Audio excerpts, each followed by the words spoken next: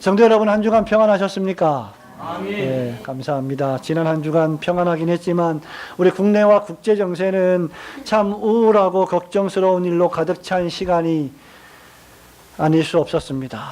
국민을 위해 정치해야 할 정치인들이, 정당들이 서로 이전투구하고 싸우는 모습은 볼썽사납습니다. 급기야 국민들을 위해서 문제를 제기하고 그 문제를 해결해달라는 청와대 청원은 어느 순간 갑자기 정당끼리 싸우는 싸움의 전쟁터로 바꿔버렸습니다. 자유한국당 정당해산 청원이 올라왔습니다. 이에 질세라 더불어민주당 정당해산 청원이 올라왔습니다. 여러분 잘 아시는 것처럼 문재인 대통령 탄핵 청원이 올라오기도 했습니다. 이제 마음만 먹으면 누구든지 그 권좌에서 끌어내리고 누구든지 그 자리에서 끌어내리는 그런 시대가 되어버린 것이 아닌가, 정말 목사로서 마음이 아프지 않을 수 없습니다. 마음만 먹으면 또는 내 마음에 들지 않으면 무조건 반대하고 싸우는 모습은 정말로 참된 그리스도인의 모습은 아닐 것입니다.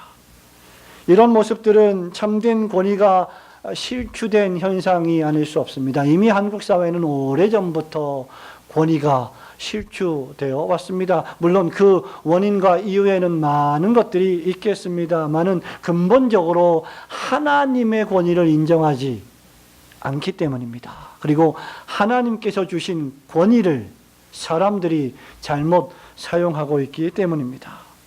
어디를 보아도 존중이나 배려는 보이지 않습니다. 물론 우리가 살아가는 삶 속에서 적지 않은 사람들이 서로 존중하고 배려하고 존경하고 사랑하며 살아가는 가정도 사회도 학교도 조직도 있을 터이지만 지금 드러나는 현상들은 그런 모습이 보이지 않습니다. 상생이나 타협도 보이지 않습니다. 그러니 그러한 곳에는 무엇이 발생하겠습니까? 싸움이 벌어집니다. 행복은 존재하지 않습니다. 사랑은 어울리지 않습니다. 엊그제에는 북한이 단거리 미사일을 쏘아서 다시 한번 한반도 국제정세가 요동칩니다.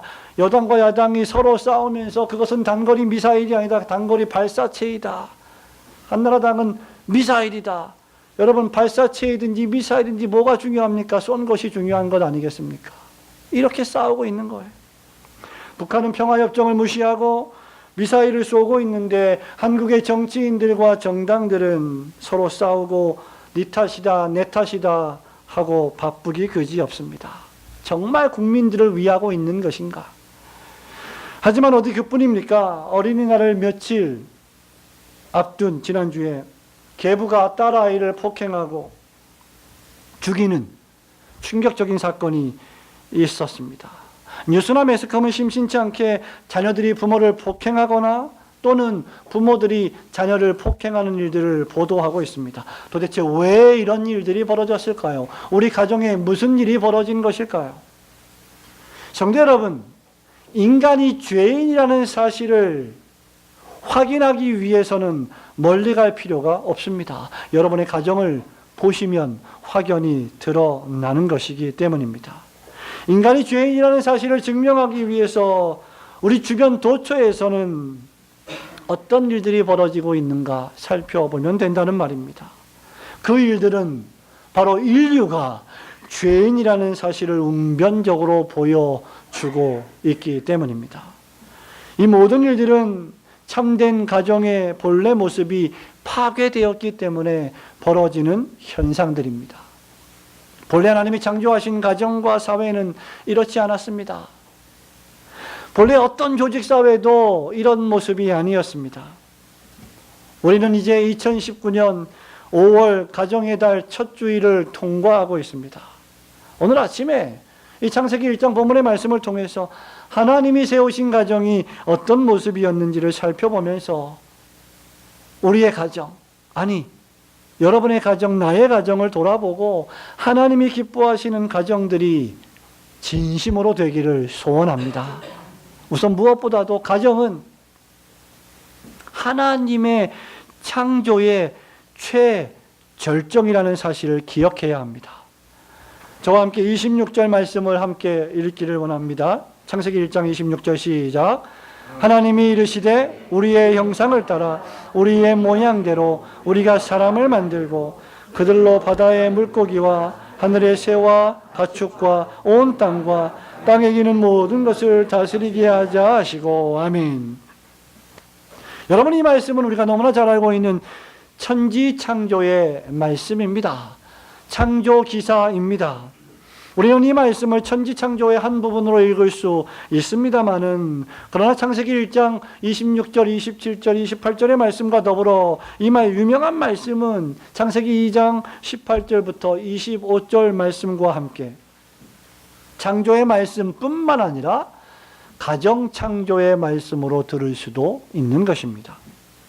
창세기 1장에서 첫째 날부터 다섯째 날까지 하나님은 모든 천지 만물을 지으셨습니다. 그리고 그 모든 만물이 지음받았을 그 당시에 하나님 보시기에 다 좋았습니다.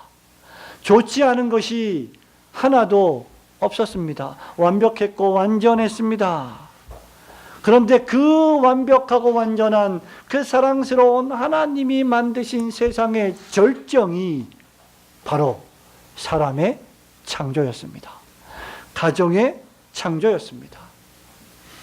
여러분이 꾸리고 있는 이 가정은 그렇기에 하나님이 만드신 작품 중에 최절정입니다. 이 말이 무슨 말입니까? 창조의 절정은 국가나 기업의 사회에 있지 않고 가정에 있다는 사실입니다. 가정이야말로 하나님이 가장 소중하고 귀중하게 여기는 기관이라는 것입니다.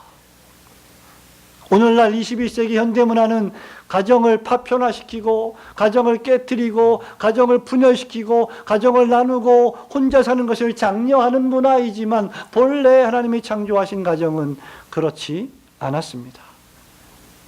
여러분, 주인공은 항상 마지막에 등장하는 경향이 있습니다. 창조의 주인공은 자연 만물이 아닙니다. 창조의 주인공은 바로 사람입니다. 가정입니다. 여러분입니다. 여기 가정의 창조로 하나님의 창조가 절정에 달하고 하나님이 지으신 해와 달과 별과 이 지구와 온 우주 만물이 완성되는 것을 볼 수 있습니다. 여러분, 가정이 없는 우주를 생각해 보십시오. 사람이 없는 지구를 생각해 보세요. 사람이 없는 텅 빈 집을 생각해 보세요. 사람이 없는 교회를 생각해 보십시오. 무슨 의미가 있습니까? 마치 자연 모든 만물을 하나님께서 사람을 위하여 준비하신 것처럼 준비하셨다는 것입니다. 하나님께서 신혼집을 마련하시고 그 집을 아담과 하와에게 주신 것처럼 하나님이 이 세상을 준비해 놓으신 것입니다. 여러분들에게 가정을 주시기 위하여 여러분의 부모님을 만나게 하시고 그 신앙의 부모님을 통하여 이 가정을 꾸리게 하신 줄 믿으시기를 축원합니다. 그만큼 사람을 창조하신 하나님의 창조가 중대한 것입니다. 창조의 절정은 어디에 있습니까? 하나님이 사람을 남자와 여자로 지으셨다는 데 있습니다. 태초에 하나님이 천지를 창조하실 때 홀로 된 사람, 고독하고 독립된 사람, 외로운 사람, 슬픈 사람이 아니라 남자와 여자로 지으셔서 가정을 이루게 하심으로 즐거운 가정을 만들게 하신 것입니다. 이것이 가정의 시작입니다. 이것이 창세기 2장 18절부터 25절에 나와 있는 말씀의 핵심입니다. 성도 여러분, 창조의 정점에 가정이 있는 것은 분명합니다. 아까도 말씀드렸지만 이것은 하나님께서 여러분의 가정을 얼마나 중요하게 여기시는지를 웅변적으로 보여주고 있습니다. 그러므로 사람은 하나님이 소중히 여기시는 이 가정을 소중하게 여기며 돌보고 책임지며 가꿀 책무가 있습니다. 자녀를 낳았다면 그 자녀를 소중하게 양육하고 키울 책무가 부모에게 있는 것입니다. 그리고 그 자녀는 그를 키우고 주의 말씀으로 훈계하고 양육하는 그 신앙의 부모님을 하나님처럼 섬기며 존경하고 존중하는 마땅한 자세가 있어야 하는 것입니다. 이 세상의 모든 것이 중요하고 사회의 모든 요소들이 중요하지만 가정만큼 중요한 것이 없습니다.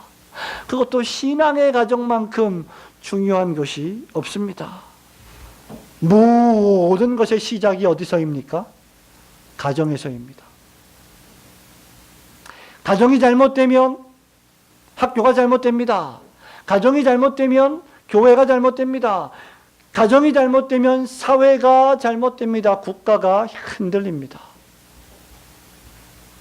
가정이 잘 되어야 사회가 잘 되고 국가가 잘 되고 가정이 건강해야 사회와 국가가 건강합니다. 가정에서 가족들이 경건하게 생활해야 그 교회가 경건해지는 것입니다.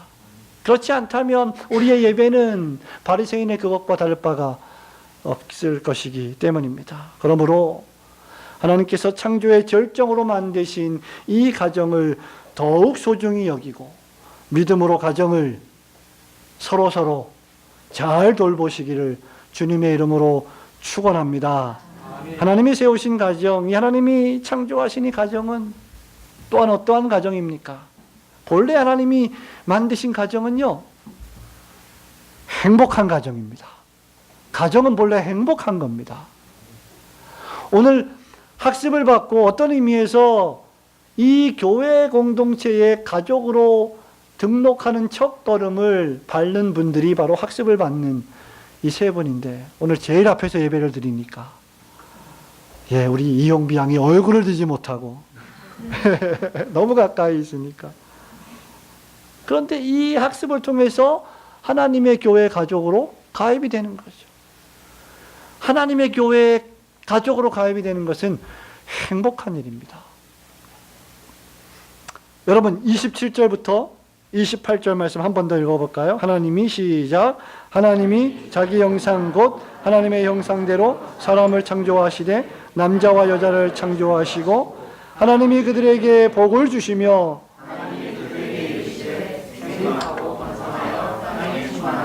땅을 정복하라. 바다의 물고기와 하늘의 새와 땅에 움직이는 모든 생물을 다스리라 하시니라. 아멘. 하나님이 만물을 창조하셨을 때 모든 것이 선하고 보시기에 좋으셨습니다. 그러나 하나의 예외가 있었어요. 사람을 만드셨을 때 바로 사람이 혼자 사는 것이 좋지 못하다라고 말씀하신 것입니다. 여기 사람이 혼자 사는 것이 좋지 못하다, 이 말은 나쁘다는 말이 아니라 바람직하지 않다, 긍정적이지 않다는 뜻입니다. 이 말을 달로 표현하면 행복하지 않다는 의미이기도 합니다. 이런 상황에서의 하나님의 조치가 무엇이었습니까? 바로 여자를 만들고 가정을 꾸리게 하신 것이었습니다.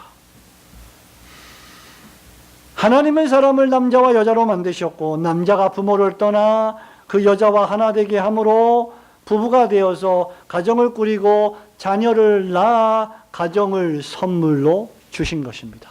그리고 이어지는 말씀이 무엇입니까? 그들에게 복을 주시며 생육하고 번성하여 땅에 충만하라고 했습니다.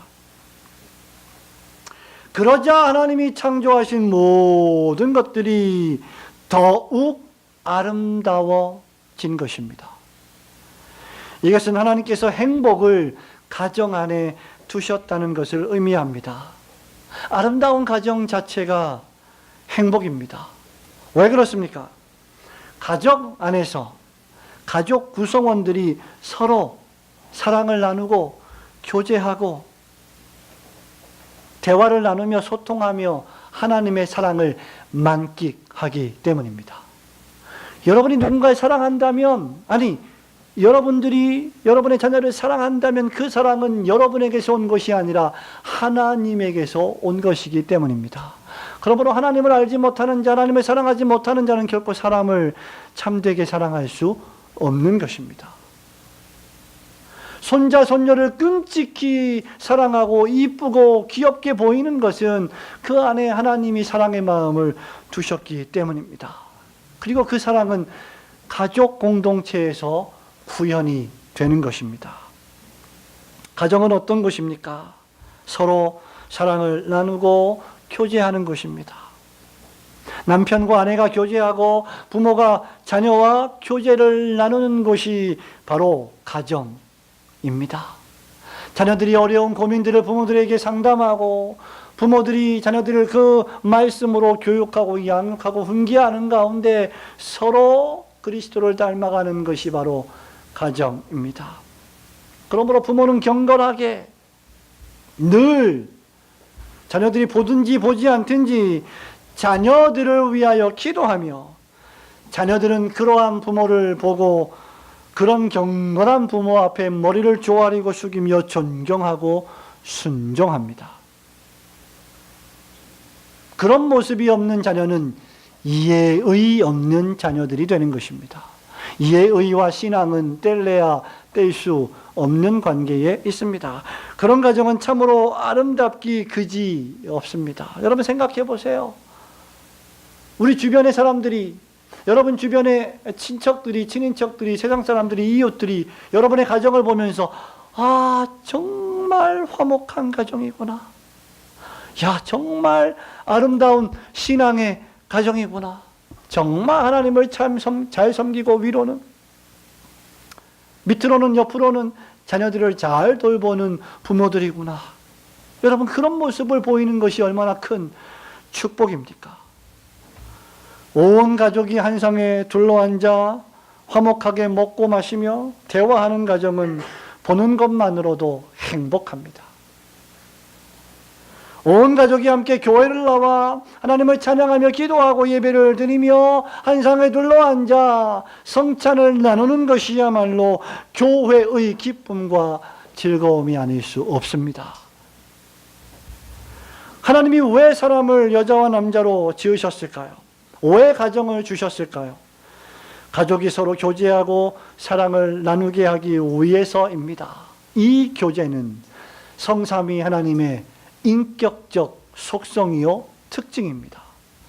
성부와 성자와 성령 하나님은 외로운 하나님이 아니십니다. 쓸쓸하고 고독한 분이 아니십니다. 상의하실 분이 없는 분이 아니십니다. 서로 대화할 분이 없는 분이 아니십니다. 성삼위일체 하나님은 고립된 분이 아니십니다. 성부와 성자와 성령 하나님은 서로 사랑하고 서로 교제하고 서로 우애하시는 분이십니다. 사랑과 교제의 특성은 하나님의 인격적 특성이자 속성입니다. 말하자면 하나님 하면 어떤 분이냐? 사랑하시는 분이시다 그 말입니다. 예수 믿는 신자 하면 어떤 사람들이냐? 하나님의 사랑을 본받아 사랑으로 교제하는 사람들, 진리의 말씀으로 교제하는 사람들이라는 것입니다. 우리가 오후에도 하나님 말씀을 살펴보겠습니다마는 자녀들은 영락없이 부모를 빼다 박습니다. 닮아요. 그리스도인들은 누구를 닮습니까? 하나님 아버지를 닮게 되어 있습니다. 그러므로 하나님을 닮는 삶을 살지 않는다면 그는 하나님의 자녀가 아닐 가능성이 큰 것이죠. 그 특징 가운데 하나가 바로 사랑하는 것입니다. 그러므로 가정은 하나님의 완전한 사랑을 구현하는 최고의 행복한 장소입니다. 가정의 왕은 아버지가 아닙니다. 가정의 왕은 그리스도 예수이십니다. 그리스도 예수 안에서 가정의 아버지가 가장으로 믿음으로 경건하게 가정을 다스릴 때 진정한 가정의 왕이 되는 것입니다. 특히 예수님을 믿는 가정은 성삼위 하나님과의 교제를 믿음으로 누리는 신앙의 가정입니다. 요한일서 1장 1절부터 3절에서 우리 하나님은 어떤 분이십니까? 우리와 함께 사귐이 있기를 원하시는 분이십니다. 무슨 말입니까? 얘들아, 내가 너희와 사귀고 싶다. 친구가 되고 싶다. 교제하고 싶다. 하나님의 특징이 교제를 나누시는 것입니다. 그 교제의 가장 최고의 방편이 바로 예배입니다. 성도의 교제는 무엇입니까? 그래서 하나님과의 교제입니다. 그래서 예배를 통하여 먼저 하나님과 교제하는 것입니다. 그리고 나서 성도와 성도가 교제하는 것이지요. 그래서 성도의 가정의 교제는 하나님과의 사귐에 기초합니다. 하나님과 먼저 사귐이 없다면, 하나님이 내 마음을 변화시켜 주시지 않는다면 우리가 가정에서 하는 사랑의 행위는 기껏해야 보편적인 인류에 밖에 되지 않을 것입니다. 이런 하나님이 창조하신 믿음의 가정은 행복이 충만합니다.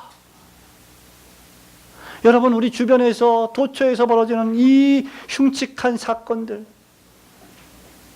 계부가 딸을 성폭행하고 살인 사건을 저지르는 그 현장에서 친모가 그것을 보고 있는 그 현장, 그 모습이 상상만 해도 얼마나 끔찍합니까? 얼마나 우리의 가정들이 망가졌습니까?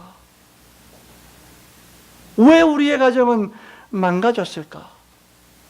하나님의 사랑을 경험하지 못하기 때문입니다.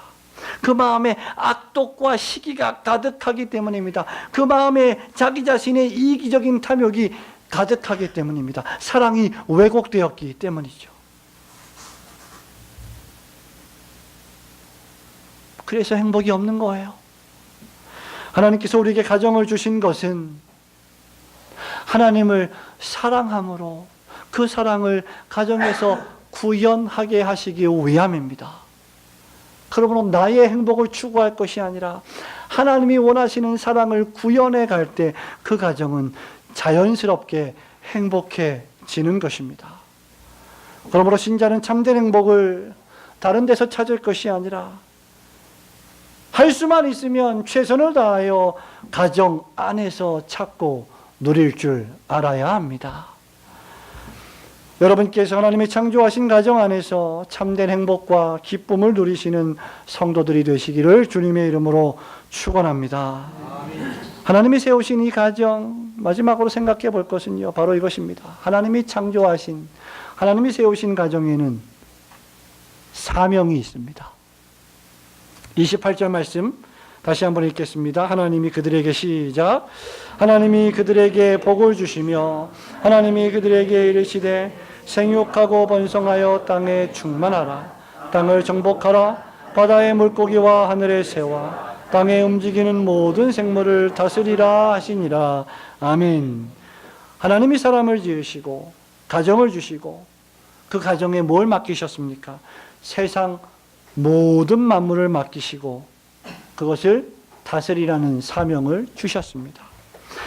그 모든 만물을 다스리기 위하여 땅에 생육하고 번성하여 충만하라 하셨습니다. 그렇다면 일반적으로 볼 때 하나님이 독신의 은사를 주시지 않는 한 거의 일반적으로 모든 사람들은 결혼을 하여 가정을 꾸려야만 하는 것이 성경적입니다.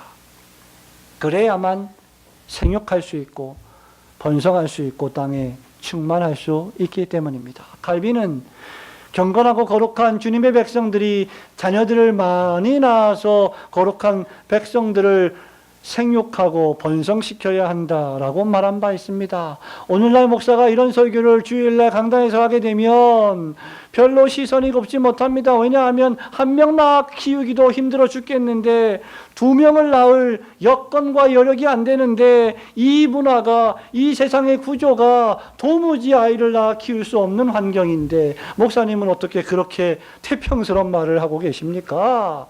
이게 우리의 문화입니다. 그래서 이런 설교하기가 너무 힘든 시대를 맞이하고 있어요. 우리 장로님들 세대, 우리 집사님들 세대는 벌써 자녀들이 형제 자매들이 최소 3남 3녀, 4남 5녀, 6남 6녀 많지요. 근데 오늘은 기껏해야 1명 2명 못 듣습니다. 소식을.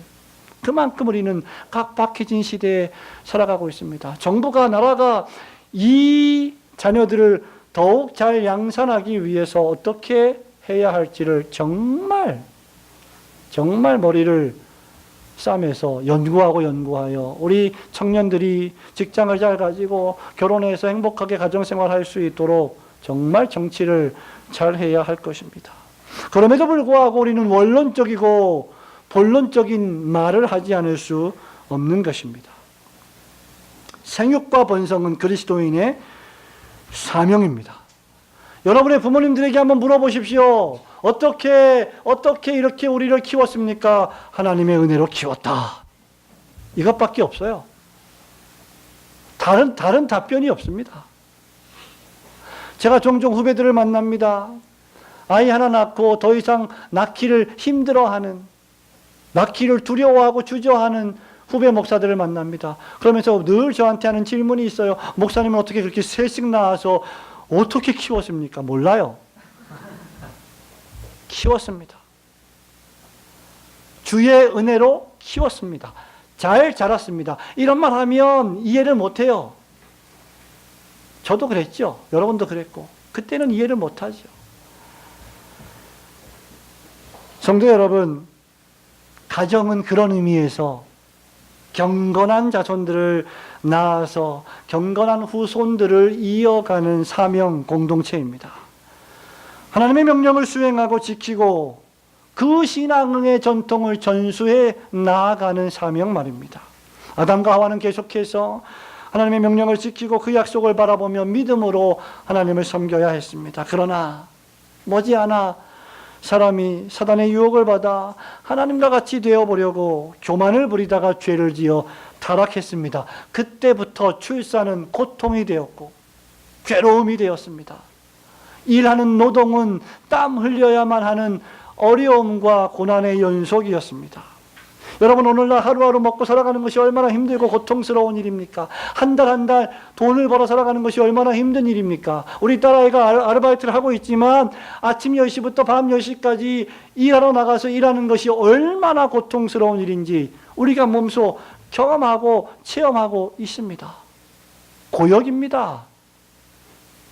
회사에 나가서 사업장을 꾸리는 것이 여러분 늘 즐겁고 기쁘고 해피한 일입니까? 아닙니다. 모든 것들을 책임져야 하는 중압감으로 짓눌리는 일이죠.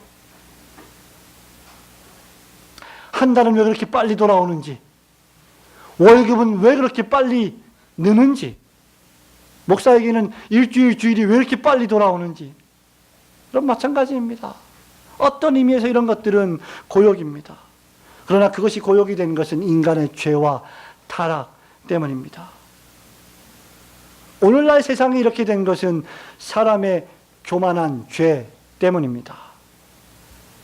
오늘날 여전히 세상의 가정의 죄와 악이 관영하게 된 것이 인간의 타락 때문입니다. 이 죄 때문에 가정이 파괴되고 이 죄 때문에 가정의 모든 구성원들이 철저하게 이기적이 되고 자기 자신만을 생각하게 됩니다. 부모가 자녀를 학대하고 버리고 자녀들이 부모를 미워하고 폭력과 살인이 난무하게 되었습니다. 오늘날 부모님들을 정말 존경하는 가정을 어디서 찾아보아야 할까요? 오늘날 자녀들을 끔찍히 사랑하며 때로는 책망하며 믿음으로 양육하는 가정을 어디서 찾아볼 수 있을까요?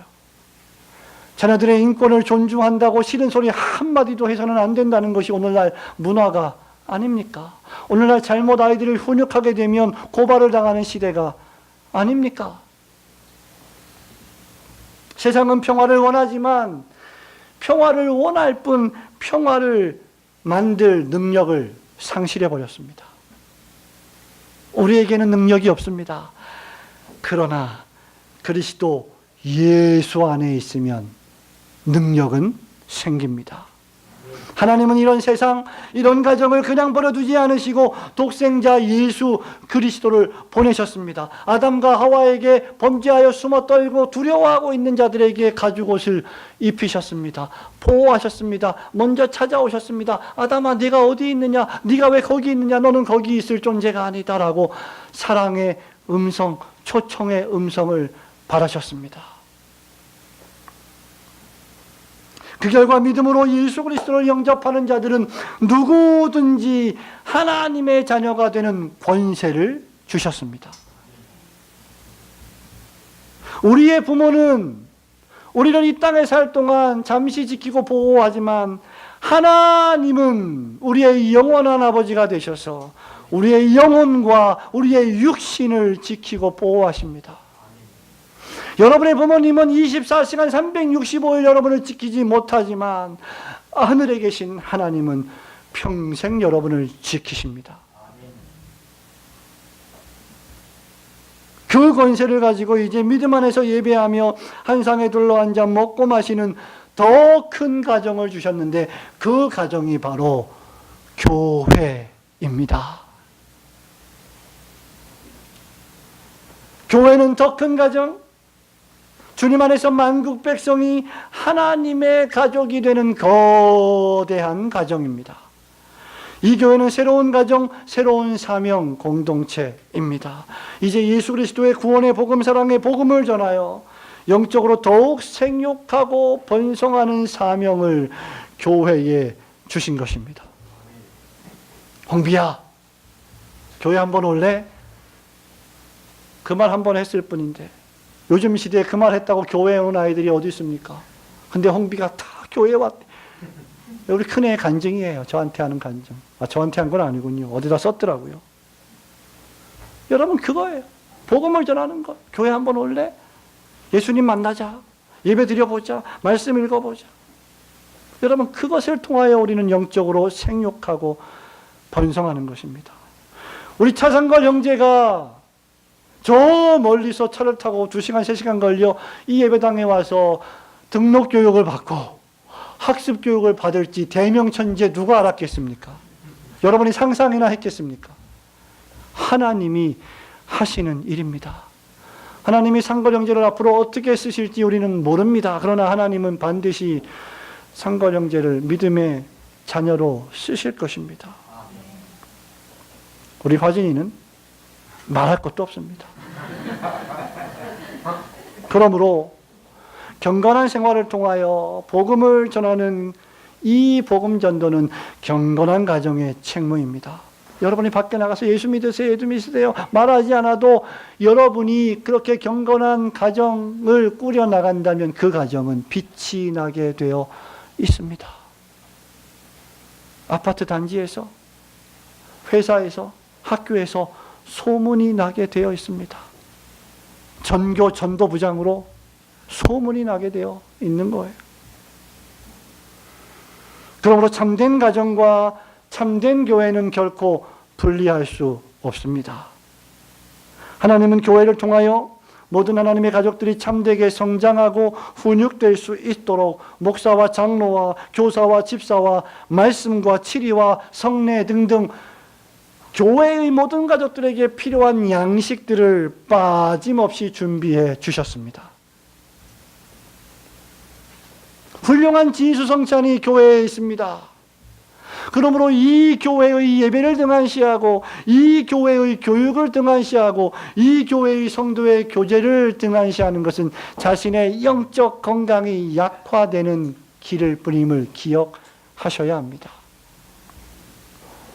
그렇게 새로운 가정인 이 교회에 주신 복음 전파를 통해 생육과 번성의 사명을 위하여 가정을 경건하게 꾸려 가시는 성도들 되시기를 주님의 이름으로 축원합니다. 아멘. 성도 여러분, 말씀을 맺습니다. 부탁드립니다. 가정이 경건해야 교회가 경건합니다. 여러분이 기도해야 가정이 기도합니다. 가정이 기도해야 교회가 기도합니다. 가정이 부지런해야 사회가 부지런합니다. 가정이 화목해야 교회와 사회가 화목합니다. 여러분, 신앙생활을 가장 힘들게 하는 곳이 어딘지 압니까? 교회가 아니에요. 교회는 다 여러분 제가 보니까 천사가, 오늘 오후 설교가 스테반의 빛나는 얼굴인데 천사 같아요. 여러분의 얼굴 전부 천사 같습니다. 신앙이 제일 좋아 보입니다. 그러나 여러분의 신앙의 적나라함이 드러나는 것은 바로 가정이에요. 왜냐하면 가정의 구성원들이 여러분들을 다 보고 있기 때문입니다. 그래서 가정에서 존경받는 것이 얼마나 어려운가. 그러니까 또 이렇게 말씀하시겠죠. 그러면 저는 포기할래요. 그게 아니잖아요. 우리는 아직 완성되지 않았습니다. 우리는 완성되어 가고 있습니다. 그러므로 가정에서 남편이 아내가, 아내가 남편이, 자녀가 부모에게, 부모가 자녀에게 무언가 말을 한다면 그것은 나를 더욱 훈련시키고 단련시키는 하나님의 경건 훈련임을 생각할 수 있어야 합니다. 무엇보다 가정이 하나님을 참되게 섬겨야 세상이 그런 가정을 보고 하늘에 계신 하나님께 영광을 돌리게 될 것입니다. 할아버지와 할머니와 아들과 아버지와, 아들과 아버지가 아니군요. 아들과 딸이, 그리고 손자와 손녀가 함께 하나님을 섬기는 가정이 얼마나 멋지고 아름다운 가정입니까? 가정의 달을 맞아 여러분의 가정이 하나님이 지으신 창조의 절정이며 행복의 좌소이며 기도와 전도와 봉사와 섬김이라는 사명의 공동체임을 깨닫고 교회를 중심하여 오직 하나님만을 섬기는 더욱 경건한 가족, 더욱 경건한 부모, 그리고 더욱 경건한 자녀들이 되시기를 주님의 이름으로 축원합니다.